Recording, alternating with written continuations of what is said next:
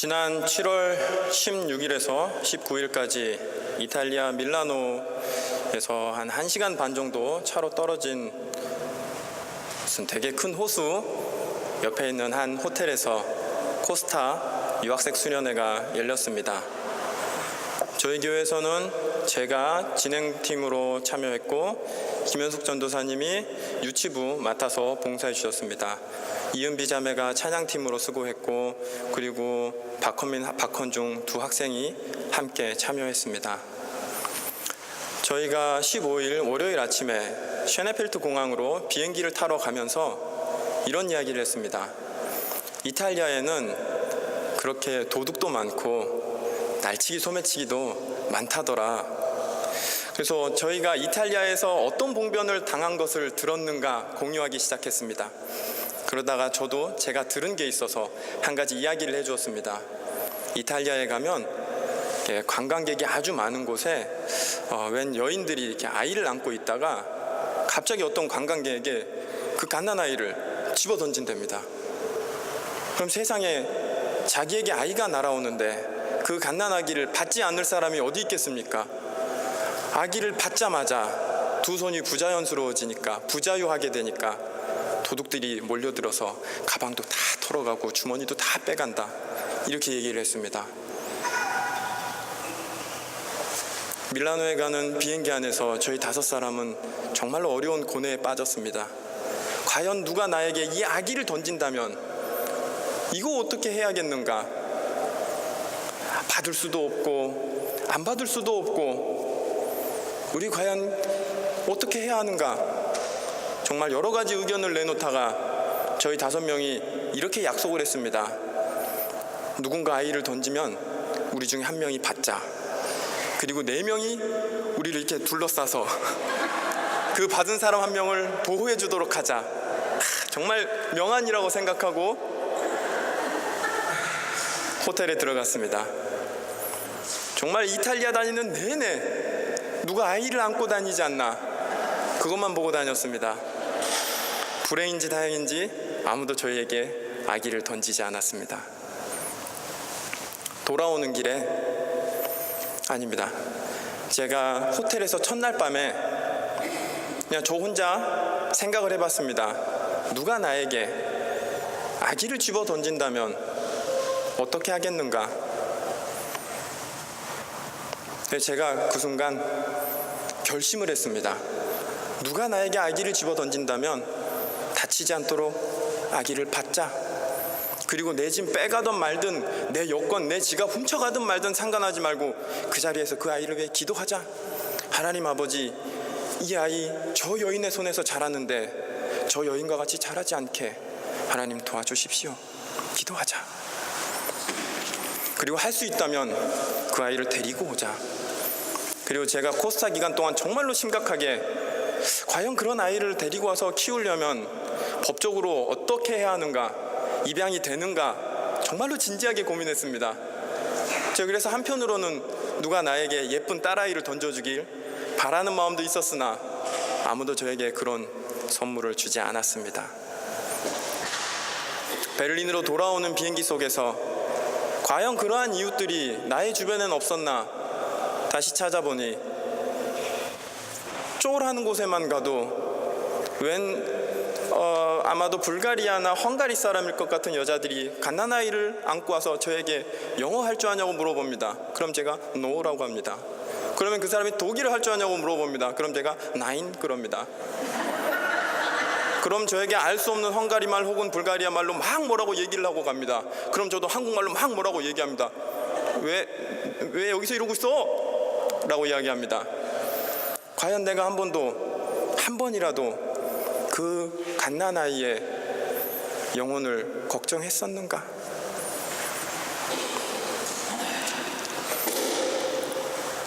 그런 생각을 하고 코스타가 맞춰졌습니다. 저희는 이왕 이탈리아에 갔으니 이탈리아의 좋은 유적지들을 보고 오자. 그리고 헌민이 헌중이를 데리고 밀라노 대성당, 우리가 흔히 두오모 성당이라고 이야기하는 그곳에 갔습니다. 1386년에 공사를 시작해서 1951년에 공사가 끝난 무려 600년 동안 건축을 한 어마어마한 교회입니다. 정말로 저는 그 교회 가서 바닥을 보고 깜짝 놀랐습니다.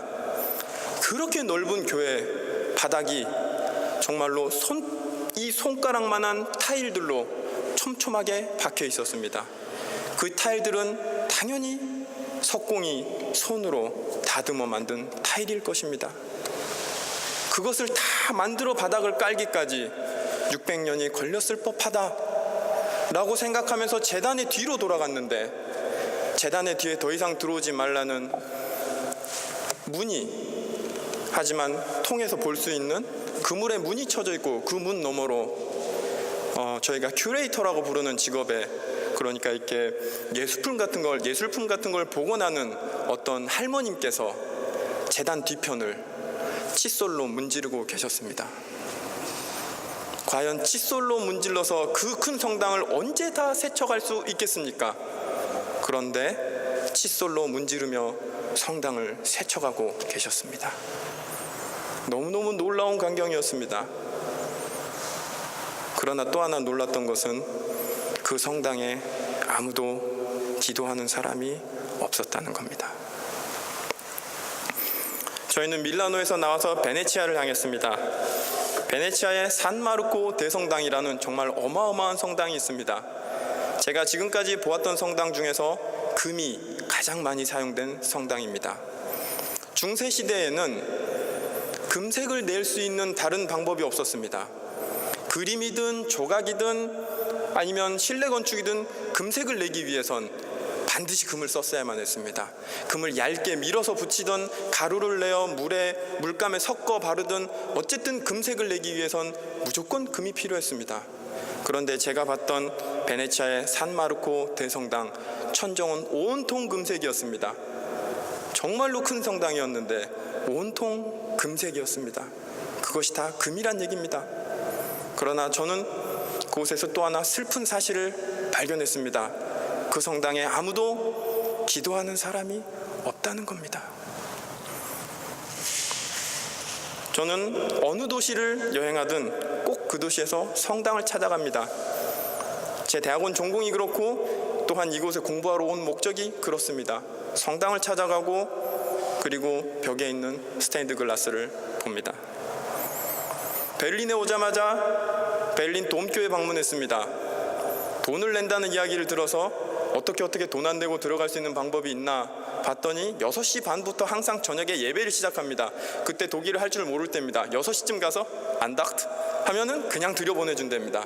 30분 동안 구경하고 6시 반부터 예배 드리고 또 한 30분 정도 구경하고 나올 수 있습니다. 안닥트 하고 들어갔습니다. 교회 구경 잘했습니다. 약 10분간 오르간 연주가 나왔습니다. 15분간 목사님께서 설교했습니다. 설교가 마치고 또 10분간 오르간 연주가 있었습니다.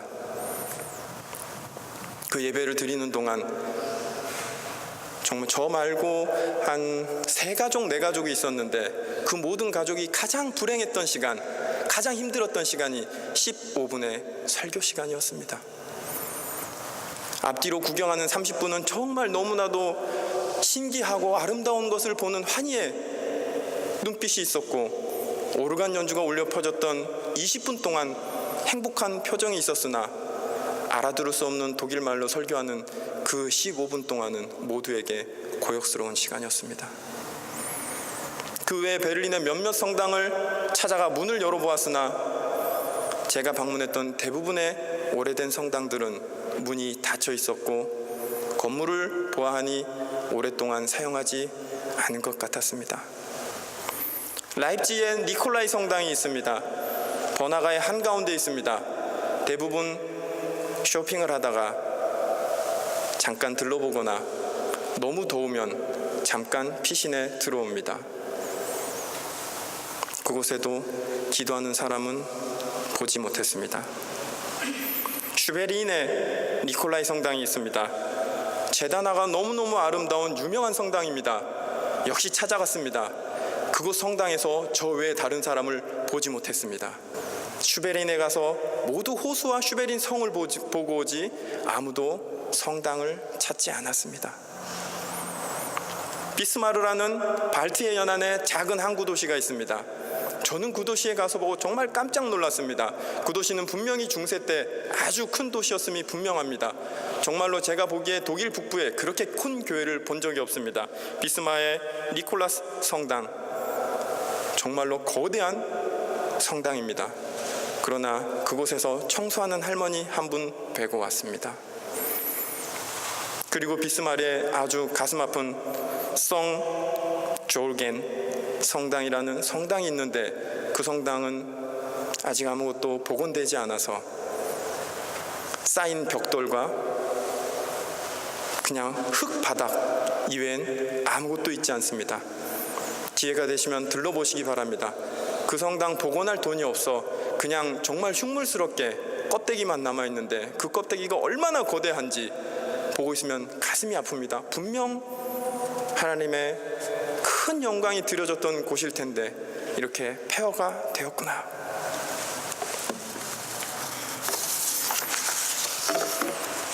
벨기에 브뤼셀에 갔습니다.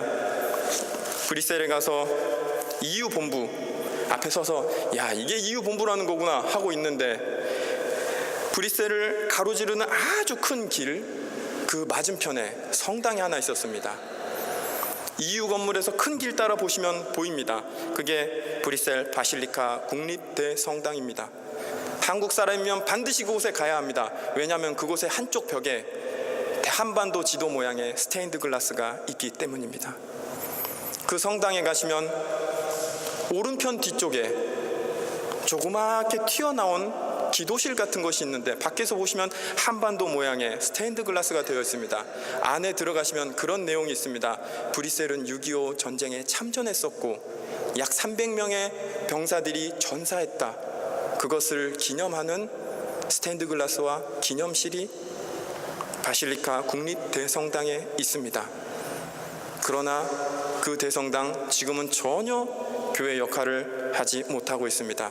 전시 공간으로 사용되고 있고 너무나도 어처구니 없이 1층에는 바와 레스토랑이 들어서 있습니다. 바이마에서 조금만 지나가면 에어프루트라는 도시가 있습니다. 에어프루트는 과거에 분명히 아주 큰 도시였을 겁니다. 왜냐하면 보통 중소규모 도시에 하나 정도 있을 성당이 6개가 있습니다. 정말로 거대합니다. 그런데 그곳에서도 문 열린 성당은 2개밖에 보지 못했고 그나마 2곳도 관광객을 위해 그리고 하나는 콘체르트를 위해 열려 있었습니다. 제가 가장 사랑하는 성당은 쾰른에 있는 쾰른 대성당입니다. 저는 그 성당을 보자마자 이런 걸 느꼈습니다. 아, 사람이 신앙심으로 어디까지 할 수 있는가? 사람이 의지로, 고집으로 어디까지 할 수 있는가? 쾰른 성당에 가시면 전체를 보지 마시고 벽돌을 하나하나 보시기 바랍니다. 그 성당 건물 벽돌 하나도 의미 없는 벽돌이 없습니다. 성당 자체가 성서의 이야기고 엄청난 신앙의 고백입니다. 그 성당을 짓다가 수많은 사람이 깔려서 죽었을 것이고 떨어져서 죽었을 것입니다. 그러나 그 사람들 분명히 그런 마음의 믿음을 가지고 성당 건축했을 겁니다. 내가 이 성당 짓다 죽으면 하나님께로 갈 것이다. 내가 이 성당에서 이렇게 일하는 것이 하나님의 일을 하는 것이다. 그런 믿음이 없고서는 그렇게 거대한 성당 지을 수 없었을 것입니다. 마침 제가 갔을 때 미사가 드려지고 있었습니다. 그 미사가 얼마나 형식적이었던지 저는 너무 마음이 아팠습니다. 마치 경복궁 앞에서 수문장 교대식을 보여주는 것 같은 그런 퍼포먼스를 정말 마음 아프게 보고 돌아왔습니다.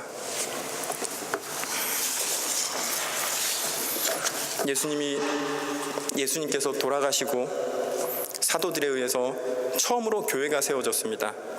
성경에 나오는 최초의 교회는 사도행전 2장에 저희가 소위 마가의 다락방이라고 부르는 바로 그곳입니다. 그러나 그때 교회는 공간적인 개념이 아니었습니다. 오히려 시간적인 개념이었습니다. 사람들이 모이는 그때 바로 그것을 교회라고 불렀습니다. 그때 당시 사람들은 로마의 박해를 피해 모여야 했기에 한 곳을 정해놓고 예배드리지 않았습니다. 예배드리고 헤어지면서 다음엔 어디에서 만납시다. 예배드리고 헤어지면서 다음엔 어디에서 만납시다. 이렇게 예배드렸습니다. 그마저도 여의치 않자 그들은 결국 지하 카타콤에 들어가 예배를 드렸습니다. 그때 당시 로마의 종교 정책은 이러했습니다. 로마는 워낙에 많은 민족들을 수용했던 나라였기 때문에 모든 민족의 종교를 인정했습니다. 대신 하나의 조건이 있었습니다. 너의 종교를 섬기기 전에 황제를 숭상하라. 그런데 크리스천들은 죽음을 불사하고 하나님 한 분밖에 나는 내 주로 모실 수밖에 없다 라며 죽어갔습니다. 예수님 돌아가시고 약 300년간 로마는 기독교인들을 엄청나게 많이 죽였습니다. 그 이유는 첫 번째, 황제 숭상을 거부했다는 것이고, 두 번째는 남녀가 함께 예배드리는 것이 성적으로 문란하다는 오해였고, 마지막으로 그들이 주님의 살과 피를 나누는 그 성찬식이 사람을 잡아먹는다 라고 오해받았기 때문입니다. 그리고 300년이 지난 이후 로마도 드디어 분열되기 시작했습니다. 로마가 분열되기 시작하면서 권력들이 나눠지고, 그러면서 어떤 황제 혹은 어떤 제후는 기독교인이 되기도 했습니다. 312년 콘스탄티누스와 막센티우스는 로마의 최후의 2인이었습니다. 이 둘의 전투에 이긴 자가 로마의 황제가 되게 되어 있었습니다. 이 전투를 하러 나가는 그 길에서 콘스탄티누스는 꿈을 꾸었다고 합니다. 그리고 그 꿈 가운데 콘스탄티누스는 예수님을 배웠다라고 증언하고 있습니다. 그리고는 그는 이렇게 이야기합니다. 내가 꿈에서 예수님을 만나고 예수님께 이렇게 약속을 했다. 이 전쟁에서 승리를 한다면 내가 기독교인들이 종교를 지킬 수 있게 해주겠습니다.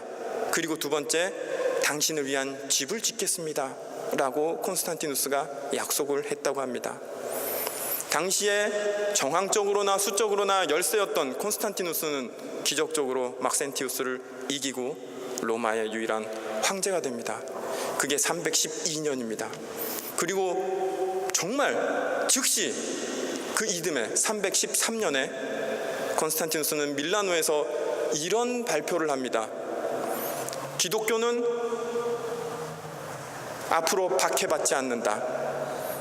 지금껏 기독교인이라는 이유로 빼앗겼던 재산이 있다면 모두 다 돌려준다. 그리고 마지막으로 나는 기독교인이다 라고 황제 자신이 이야기합니다. 황제가 기독교인임을 선언한 그 순간 로마는 사실은 기독교 국가가 된 것이나 마찬가지입니다. 콘스탄티누스는 살아생전에 8개의 교회를 지었습니다. 첫 번째 교회는 베들레헴의 예수 탄생교회를 지었고, 두 번째는 예루살렘의 예수 무덤 교회를 지었습니다. 로마에 4개의 성당을 지었는데 라테란 성당, 마르첼리누스 성당, 페트루스 성당, 로마 성 아그네스 성당, 그리고 마지막 로마에 있는 성 베드로 성당을 콘스탄티누스가 지었습니다. 그리고 여러분들 익히 아시는 독일의 가장 오래된 도시 트리에, 그곳에 2개의 성당을 지었습니다. 그것이 350년입니다. 트리에는 콘스탄티누스가 젊었던 시절 군대 사령관으로 그곳에 있었던 곳입니다. 콘스탄티누스의 어머니 헬레나는 그곳에서 예수를 영접했고, 그 영향으로 콘스탄티누스도 기독교인이 되었습니다. 그래서 콘스탄티누스는 트리에에 2개의 성당을 지었습니다. 이것이 중세 도시 계획의 시작입니다. 유럽의 오래된 도시에서 교회 찾는 거 너무나도 쉽습니다.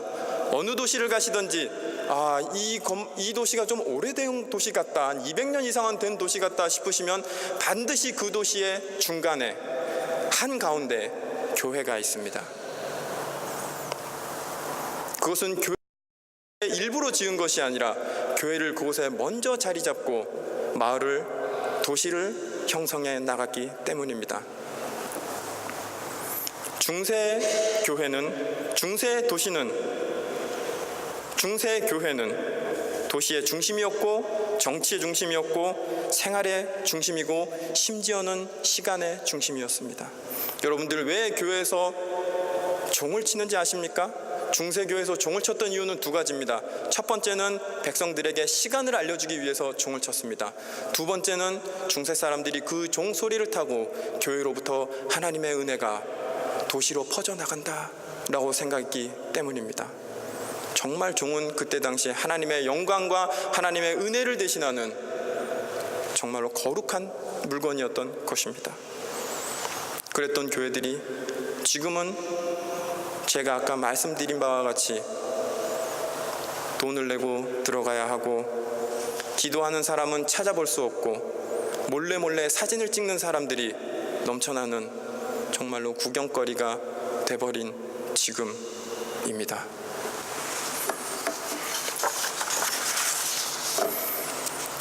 기원전 957년 솔로몬이 예루살렘 건축을 시작했습니다. 예루살렘 성전 7년 만에 지어졌습니다. 정말로 최초로 하나님이 거하시는 하나님의 집이 예루살렘에 지어졌습니다. 그런데 솔로몬은 여기서 그치지 않고 드디어 죄를 짓기 시작합니다. 하나님의 성전 가장 좋은 곳에 지었으니, 하나님의 성전 가장 호화롭게 지었으니 그것으로 됐다고 생각했던 모양입니다. 하나님의 성전 근처에, 주위에 이방신의 신전을 짓기 시작합니다. 정치적인 이유라는 정당성이 있었을지 모르나 하나님 그것을 기뻐하지 않으셨습니다. 이스라엘의 예루살렘에 최초로 성전이 생긴 그 순간부터 드디어 이스라엘 백성의 관념 속에 하나님에 대한 공간의 개념이 만들어지기 시작합니다. 성전이 있기 전에는 하나님은 어느 곳에나 계시고 우리와 함께 계신다는 생각이 있었으나, 하나님께 바치는 성전을 짓고 나서는 도리어 하나님이 그곳에 계신다 라고 생각하니 그곳이 아닌 다른 곳에서는 하나님의 영향 아래 놓이지 않는다 라고 생각했던 것입니다. 하나님을 모시려고 했으나 실은 그곳에 하나님을 가둬버린 격이 되어버렸습니다. 이때부터 이스라엘 민족의 이중생활이 드디어 시작됩니다. 그 이중생활은 이렇습니다. 교회 안의 생활과 교회 밖의 생활이 다르다는 겁니다. 교회 안도 교회 반도 바깥도 없었을 그때 당시에는 교회 안의 생활은 무엇이고 교회 밖의 생활은 무엇입니까? 그저 하나님의 자녀된 생활만이 있었을 뿐이지만, 교회를 지어놓고 나서 그들은 자기네 삶을 둘로 나누기 시작합니다. 교회 안의 생활과 교회 밖의 생활로 나누기 시작합니다. 정말로 두렵지 않습니까? 그 모습이 2700년이 지난 지금의 우리의 모습과 너무나도 똑같지 않습니까?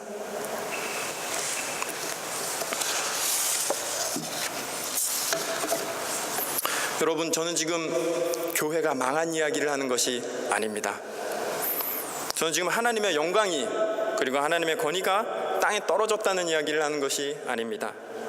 저는 지금 하나님께서 언제 어디서든 우리와 함께 계신다 하는 이야기를 하고 있는 것입니다. 하나님의 말씀이 이 제단에 묶여 있는 것이 아니라 여러분의 삶 현장에 있다는 이야기를 하고 있는 것입니다. 이사야 66장에 이사야는 하나님의 음성을 들었습니다.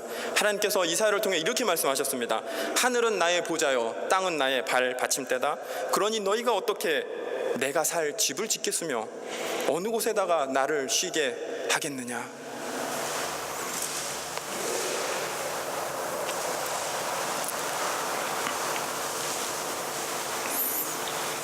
하나님 언제나 우리와 함께 계셨고, 우리가 이 성전 안에 있을 때에도 이 성전 밖에 있을 때에도, 심지어는 우리가 화장실에 있을 때에도 우리와 함께 계셨습니다.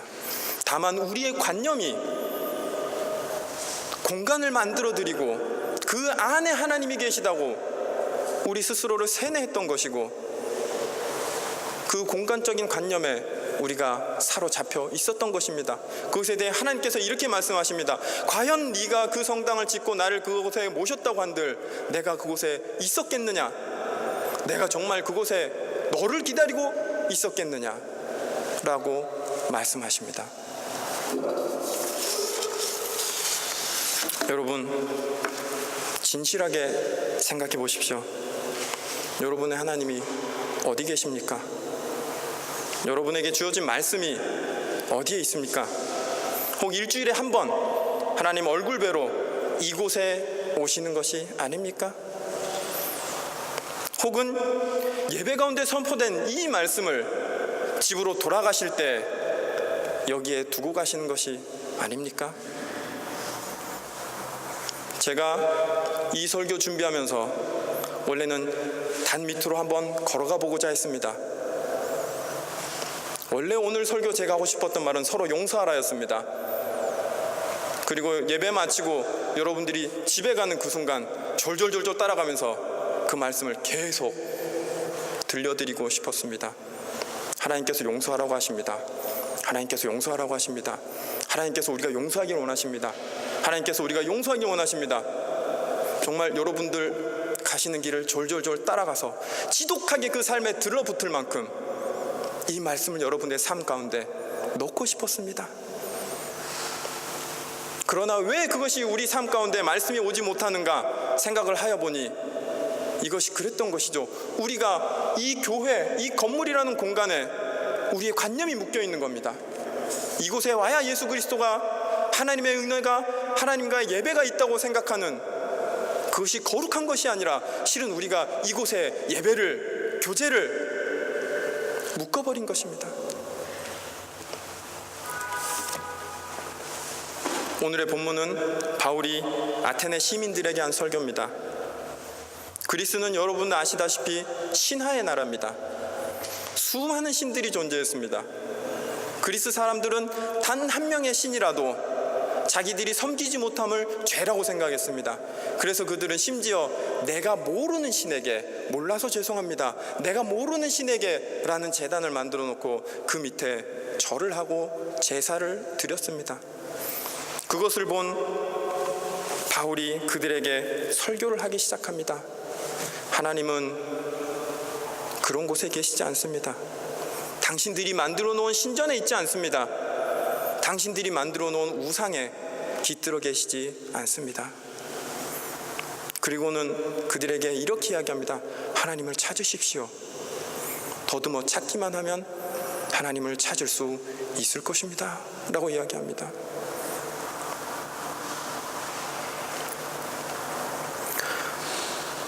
저는 오늘 여러분들께 인간의 한계에 대해서 이야기하고 싶습니다. 저희의 관념이라는 것이 그런 것입니다.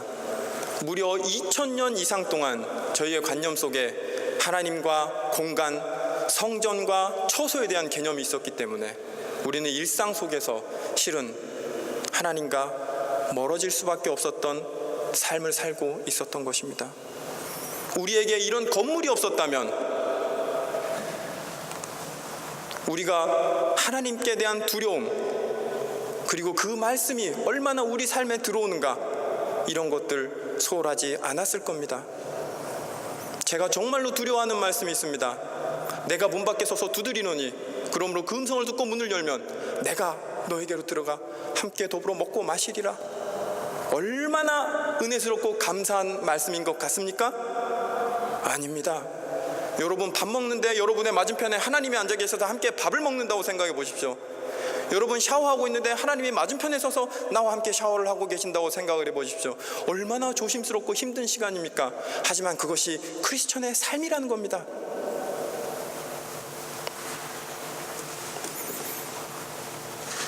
오늘 본문 마지막 사도행전 17장 30절에서 바울은 이렇게 이야기합니다. 하나님께서는 무지했던 시대에는 눈 감아 주셨지만 이제는 어디에서나 모든 사람에게 회개하라고 명하십니다.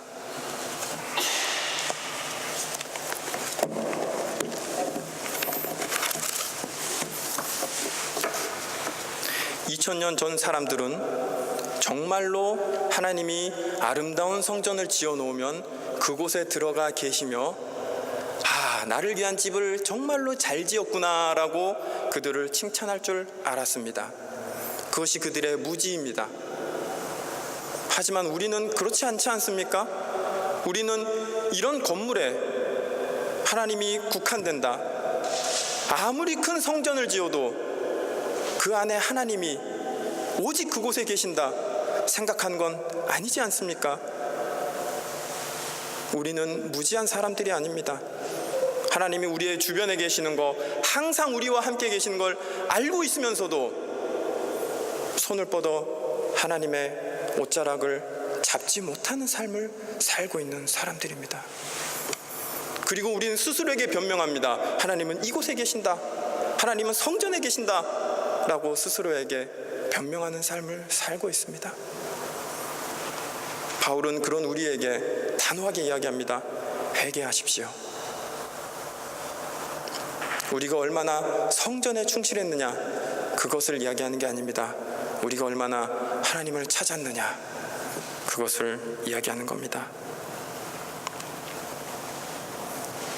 아까 말씀드렸듯이 집에 돌아가실 때 제가 일일이 쫓아가지는 못하지만은 오늘의 말씀이 메아리처럼 여러분의 귓가에서 계속 울리기를 원합니다.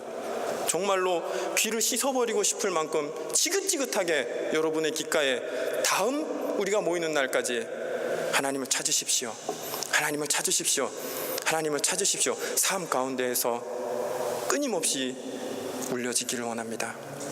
기도하겠습니다.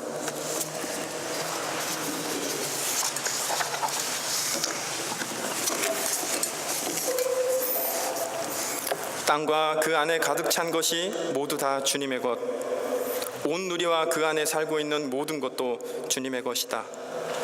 분명히 주님께서 그 기초를 바다를 정복하여 세우셨고 강을 정복하여 단단히 세우셨구나. 누가 주님의 산에 오를 수 있으며 누가 그 거룩한 곳에 들어설 수 있느냐. 깨끗한 손과 해맑은 마음을 가진 사람, 헛된 우상에게 마음이 팔리지 않고 거짓 맹세를 하지 않는 사람이다. 그런 사람은 주님께서 주시는 복을 받고 그를 구원하시는 하나님께로부터 의롭다고 인정받을 사람이다. 그런 사람은 주님을 찾는 사람이요 야곱의 하나님의 얼굴을 사모하는 사람이다. 하나님 아버지, 주님의 말씀들이 우리의 마음에 새겨지게 하여 주소서. 주님의 가르침이 언제나 내 모든 행동에 앞장서게 하여 주소서. 주님을 더듬어 찾는 기쁨 가운데 살게 하시고 오직 주를 위하여 마지막까지 사는 인내로 내 인생을 채워 주시옵소서. 주 예수 그리스도의 이름으로 기도하였습니다.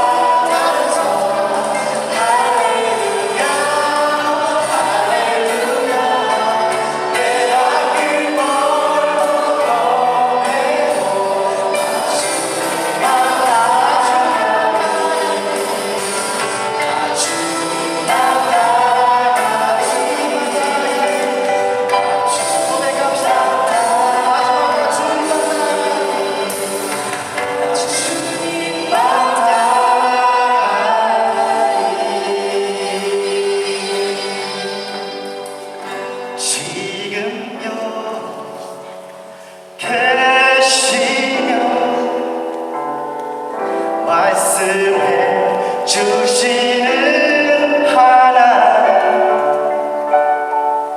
내 삶에 역사하시는 신실한 나의 하나님을 찬양해 주며 계시며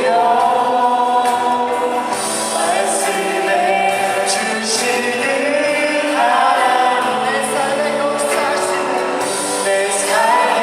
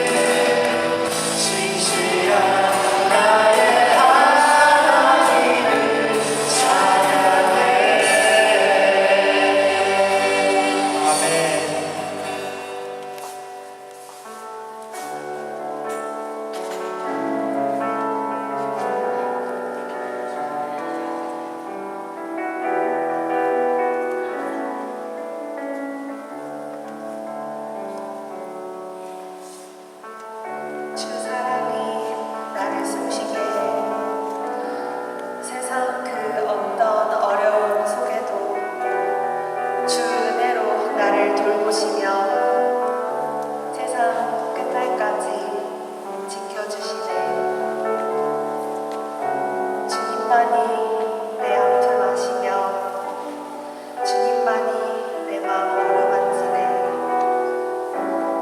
어느 누구도 나를 향하신 주님의 사랑을